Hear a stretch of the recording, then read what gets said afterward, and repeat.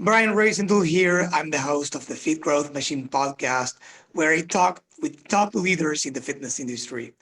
I have Dr. Jeremy Weiss here of Rise 25, who has done thousands of interviews with successful entrepreneurs and CEOs. And we have flipped the script here, and he will be interviewing me, actually. Yeah.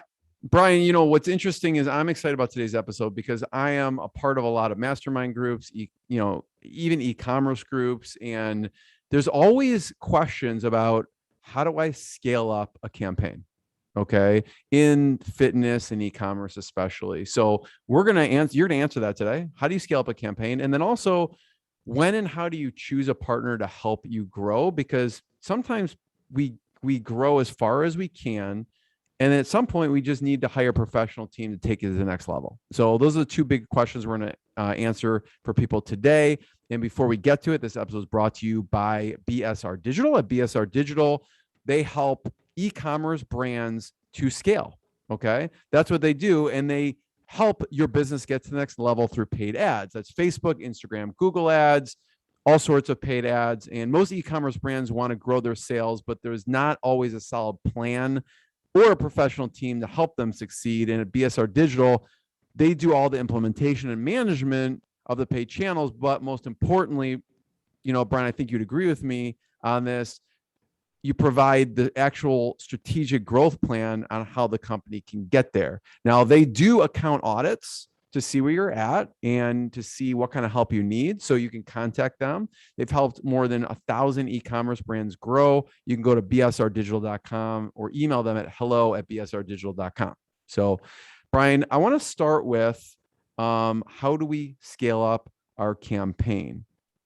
Yeah, that's great. So I'll answer that in a second. And actually, before getting started, I just wanted to give a big thank you to Ian Garlic, for introducing me to amazing future guests for the podcast. So, Ian, thank you.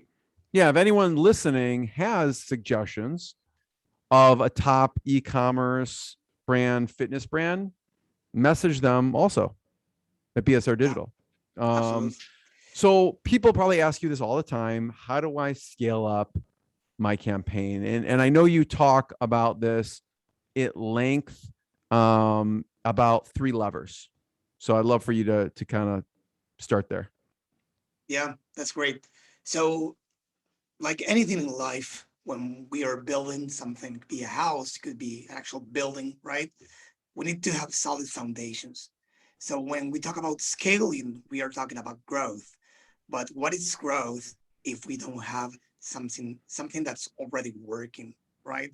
So the first questions we need to ask for our business is, do we have something that's working currently?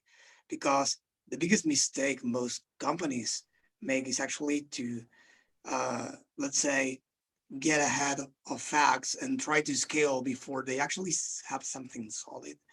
So, in order to tell whether they have something solid, is basically to define the parameters of success. And that means for an e-commerce stores, what your ROAS or your ideal ROAS is, how much revenue you want to get from your business, uh, and what margins do you need actually to break even or actually to make profits, right? Yeah. So So every basically, when you dollar in produces how many dollars out? exactly, so once you define the parameters of success, you need to take a look at the current efforts and actually assess whether that's the case or not. Am I producing the right amount of revenue and profits to scale or not? So as climbing a mountain, when you are at the base, I mean, it's really easy to breathe, right? But as you climb and reach the mountain top, or even when you get close to the mountain top, it actually gets more difficult to breathe, and all the vital signs struggle, right? Uh, the same happened with the business when they want to grow.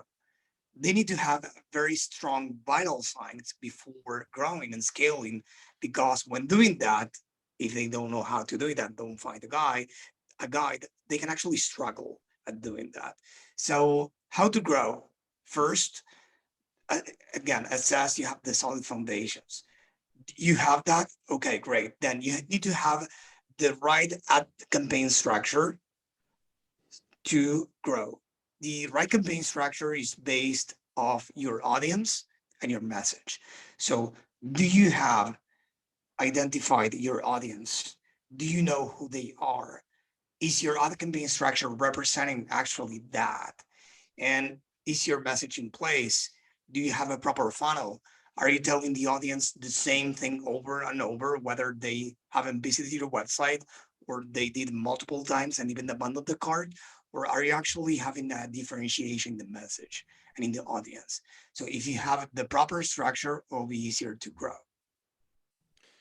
So what you're saying is first put the foundation in place and know the parameters of success and know what actually the metrics are before, because what's a big mistake people make, Brian? Do they have something that's kind of working and they try and scale it up, or they don't know their numbers and try and scale it up? What are the biggest mistakes you see people making when they're thinking about this? Yeah, that's a great question. So people need to remember what business in real life look like because they actually know that, but they think a totally different thing when they think about the business in the online perspective. So the biggest mistake is basically that confusing the real and virtual business, uh, thinking that those two are not related. So I'll give you an example. When you're forecasting the quarter results that you expect or the yearly results that you expect for your business, you don't say things like, I want to get double of the revenue I currently get overnight or next month, or you actually forecast realistic scenarios based on things you know. When you go to the virtual scenario to, let's say, Facebook, Google Ads, or any other platform, and you don't know what to expect, people start forecasting let's say unrealistic scenarios. So I get things like I want to double the revenue for next month. I want to double the revenue for tomorrow.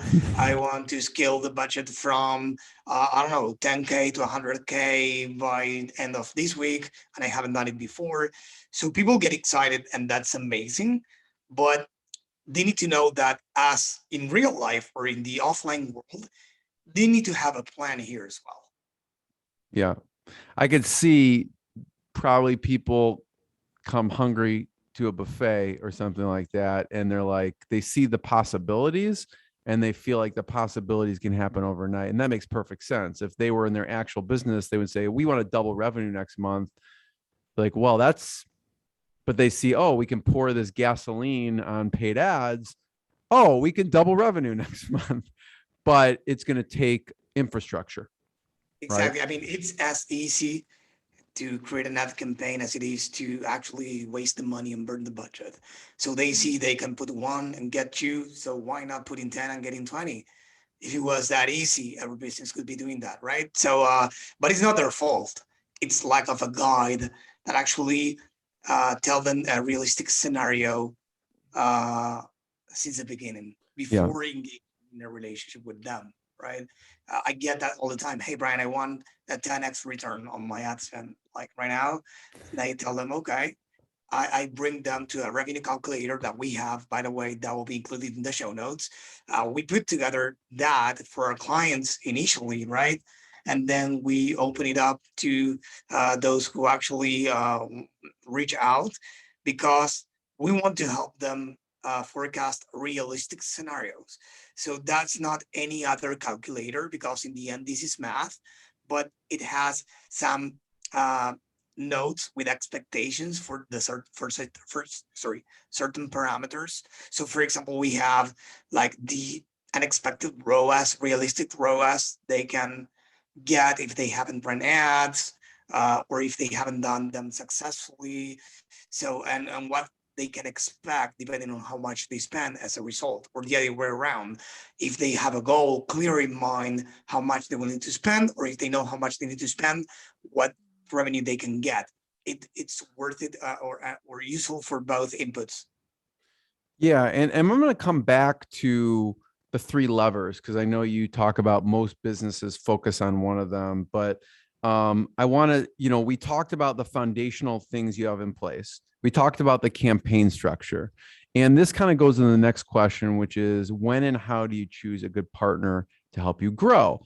And because when I hear someone wants to 10x their ROAS or scale from 10,000 to 100,000, there's a lot of pieces that have to happen, including if you don't have, like you mentioned in the campaign structure, if you don't have your audience and your messaging on target and you increase the ad, you're just burning through money. So there's a lot of pieces that your team has to do to get to test those and get them on track. So talk about some of, when and how to choose a good partner to help you grow with your team, the elements of the process, and then the skill sets of the team.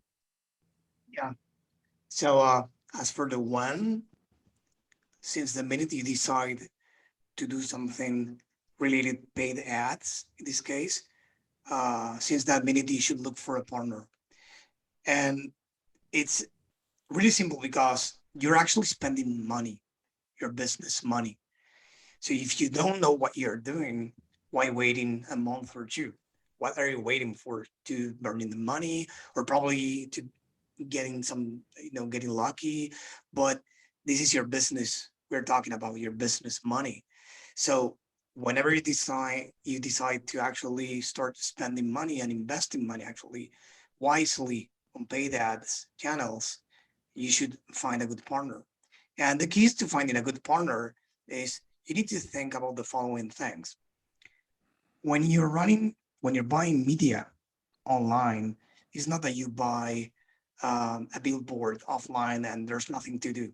Actually, when you buy something virtually, it's an auction. And the reason is simple.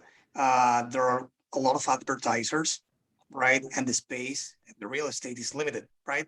So Google, Facebook, and all the paid ad platforms created an auction, right? So you need to know your audience, who to target and when. Some of them are going to be more expensive than others, and you need to reach them with a message because they are not there with the intention of buying something from you. They are browsing their social media, or they are actually Googling something and they bumped into your ad. Sometimes they don't even know it's an ad, and they reach a landing page and all of a sudden you expect them to buy, right? So there's a process involved because you are a customer too, right? We are all customers. So we don't want to be aggressive. So you don't need only a media buyer, which are people in charge of turning off and on, let's say, campaigns, ad sets, and ads. You need a team that prepares a strategic plan for your company. Because in this case, you're telling, hey, I want to have a channel to generate some revenue from, an acquisition channel. Again, Google, Facebook, the one that works best for you. But I need a team that actually knows how to put a strategic plan for me. He's not only a media buyer, someone who actually identify the audience or helps you identify the audience, actually someone who knows how to write copy and reach and triggers them through their pain points and everything they're struggling with, someone to help them overcome their objections. You know, you need to have a team here. So there are different roles involved that if you want to have them in house, you'll be creating like an agency in house, and probably you don't have nor the budget or interest in doing that. So the big takeaway for you here should be, as soon as you think of doing an effort online, hire a partner and hire the one that has a team in place to actually help you to get from point A to B or to C, whatever that looks like for you, and not only the optimization part, everything. And you mentioned some of the skill sets, right? So, audience targeting, actually, the messaging. You mentioned the copy. When the copy could be also images as well as the actual copy. What Yeah, are some of the other? And I just want to kind of just piggyback on what you said, Brian, because I talk to lots of entrepreneurs and founders, and they're experts at running their company. In my opinion, they should run their company, lead their company. And someone starts an apparel brand or a fitness brand, let the people who basically on on a daily, hourly basis are experts at a platform like running ads, handle that. It's funny. Sometimes people maybe handle bits and pieces to get to where they're at, but to really grow, just hire the expert, right? Just like if it's probably they would give the same advice to someone for them. Let's say they own a chain. I know you've worked with chains of fitness companies. They would say, well, let's say at home, I know I could buy a couple dumbbells and just lift weights on my own, right? But to have an actual gym, have an actual trainer who knows what they're doing is, if you want to get to the next level, is really what people need. And we forget that when we are actually trying to do stuff ourselves. So it's always good to hire the experts. Yeah, yeah, as you said, it's always good to hire someone, and even better if they are experts. It's like, I don't know, hiring a wealth manager and say, oh, probably will hire a beginner, they're actually working with your money. So this is the same thing. If you hire the cheapest one, of course, I know there are people and companies with more and less budgets, and I respect that. But you need to understand how important this is, and that the difference in the pricing probably from a beginner to an expert, and an expert is that actually one has been, for example, us, we've been doing this for almost a decade now. And we have a team that guides you through the funnels, the creatives, copy, audiences, and many other things. And we understand about businesses as well. I'm an entrepreneur myself, and I train my team and educate them on caring and understanding about the client's goals. We have a pinned message on Slack. In each Slack channel, we have a channel for each client internally with the goals, because I want them to be fully aware of the client goals. And we have a dashboard, a spreadsheet, and I don't want to worry with this stuff, but just quickly mentioning that we have a dashboard actually saying how far we are from the client's goal, because we care, because we are in this boat together. And we are not here only being acting as a media buyer, turning off and on campaigns. We are a partner, a strategic partner, guiding you and help you navigate these waters uh, in the online world. I want to talk about ROAS for a second and goals, because goals are big, because you see where they're at, and then you have a goal of where you want to achieve, and you probably put in a growth plan according to where they're at and where they want to go. I'm curious of what is the most ambitious ROAS someone wanted to achieve that you were able to work towards.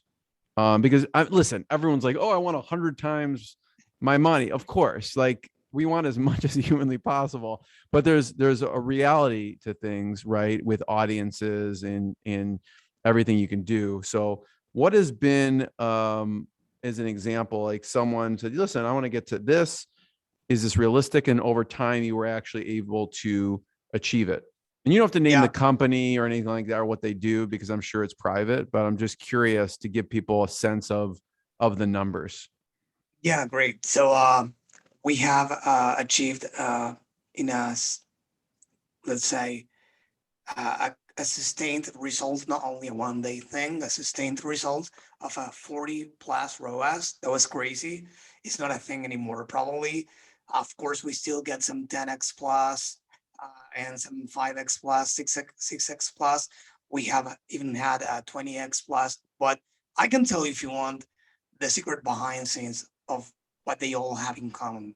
Of course, we do our thing, and we do our thing pretty well for every client we have, but there's something about their business that makes this work this well as well, right? We control our factors, and there are many factors that are related to the business, right? Because in the end, we are helping them getting purchases, and people navigate their ads, and we target them, and then they reach their funnel and many other things. The commonalities or the common factors among these clients we have had are that they have a very well defined audience. They have chosen a niche. They have actually uh, positioned themselves as leaders or authorities in that space. They know pretty well what their audience want, and they decided how to do that. I will give you a quick example. You might have seen a lot of stores off and online selling phone cases, right? Who hasn't? So if you want to sell those online, probably will be a little bit hard, It's because how competitive. are you? Yeah, how are you different from the rest?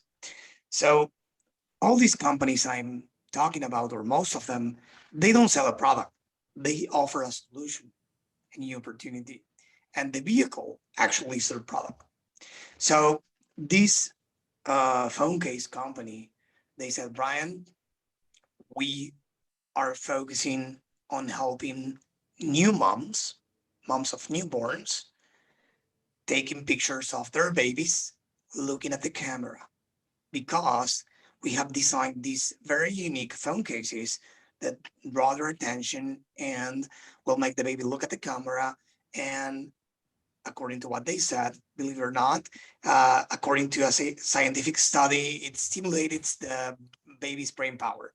But I let's could leave. see that because you're holding the phone, and the baby can see the back of the phone case. So Yeah, they put yeah, something on the back of the phone case. yeah. So if I wanted to sell, or if they wanted to sell the same phone case without, not even the target audience, without an angle, a unique angle, they probably wouldn't say. I mean, how is that phone case different from the rest? It's prettier or uglier, but how is it different? But they propose a solution. Hey, are you a new mom? Do you want to take pictures for Instagram or for your memories, for the albums, whatever, of your baby? And the answer is yes. Then the solution could be a mug. It could have been a sock. It could have been any shiny object. I don't know. But they came up with a phone case. Yeah. So it was a solution. So the best advice I have for clients or future clients, or even those I have the amazing opportunity to talk to in the discovery calls, is niche down. Because as you niche down, you can actually offer a solution, not a product, a solution to a problem. And then the solution, one way to achieve it is through this product, and then it could be through Yeah. a future product too. That's such great advice because people buy a product to, for a solution that they want solved, right? And so figure out the biggest pain point out there and then what is the solution you provide for that pain point. Before we end, Brian, obviously, I want to just have you talk through, give me lever 1, 2, 3. So there's 3 levers in every business and most people focus on one of them. And I know you have a full how to increase your sales and ROAS book on your website. You can go to Brian Roisenthal.com. That's Brian ROISENTUL.com/increase sales ebook, and they could find it there. So talk about the 3 levers. Yeah. So this was created because I get this question a lot, and it's how can I increase the ROAS? And when asking that question, I get that in a context of, let's please help me decrease the cost per acquisition of, let's say, a cost per purchase on Facebook or Google, right? So I say this is one of the things we could do to increase the ROAS, but why don't we change the conversation for a minute? So you have a business, right? Facebook and Google are just acquisition channels. So you can play with that. As I said before, those are auctions. So we can get some week, let's say a certain week, we can get a cheaper result than other, but that probably will be pretty much the same. What can you do differently than your competitors to actually get better results, amazing results, as every business wants? So that the key is there. One, decreasing the cost per purchase. That's what we all do. But it's also on the following two. The second is to increasing the AOV, the average order value. And it might sound straightforward, but I don't, every time I ask the business owners that reach out to me, none of them are doing anything. So there are many ways to increasing the AOV, right? There, you can include social proof. You can improve some steps in your funnel, but it all starts by identifying the bottlenecks, and that's why we run an audit when we first start working with businesses, because we need to identify if you have a problem or if you have a bottleneck. We need to identify those drop-offs right across the funnel. So if we identify that, then we can start brainstorming ideas on how to improve them. And also, for example, I had a client in the activewear industry saying, Brian, I sell skirts and tops, but nobody buys the full outfit. Okay, are you anywhere on the website or in the funnel when they buy? Are you recommending them to buy the other piece? No. Okay, so why don't you include? I mean, they are not going to guess. A Facebook rep even suggested them to actually change the audience. So I said, no, the audience is not the problem. The audience is fine. We've been getting great results. But if you need them to buy more than one thing, why don't you say that? And this, again, another thing that might sound straightforward, but people are not here to guess what we want from them. We need to tell them explicitly, right? So there are plugins. I think one is called I don't remember the name right now, but it's like goes well with these other products, something like that. So it's a Shopify plugin for those who's using Shopify, and there are many out there to actually recommend you a complementary product. You can actually configure that in the back end, and you can do a section, even an outfit section for them to buy. You can do many things, right? In the pre-purchase, in the post-purchase, and every other section, you can add a thing. And then the lifetime value is the third one, right? The AOV is the first thing, but your it is said that the best future customers are your existing ones, right? So have you ever tried making the sale out of them again? And have you tried reaching out through ads? Have you tried reaching out through email marketing? You have their email, it's a one-on-one thing. Have you actually called them to know what their experience with your brand was like, and try to see if you can do something for them, not only try to sell, to build a relationship. So if people actually understand that you care about them, they'll do great thing for you. And yeah, I have recently heard that you have raving fans, or you have done your homework well, when not only they buy from you, but they recommend people to you. So if you build that relationship and you get purchases over and over through automated or manual email sequences, ads, whatever, that will be another thing. Since my clients at least started implementing this, they skyrocketed their revenue because they didn't see probably everything coming from ads. But that's the thing of working with us. We are involved, and that's what they see as well. That we care not only about what we can show in the reports that we send them every week, we actually care about their business. Yeah, there's a lot of strategic advice and growth plan advice that takes people to the next level. And Exactly. Brian, I want to encourage people to check out more episodes of the podcast. You've got some great guests. There's some great content just in this alone. There's a lot of big takeaways, and everyone check out bsrdigital.com. If you have questions, you could email them at hello@bsrdigital.com. And Brian, thanks for having me. Yeah, it was my pleasure. Thank you.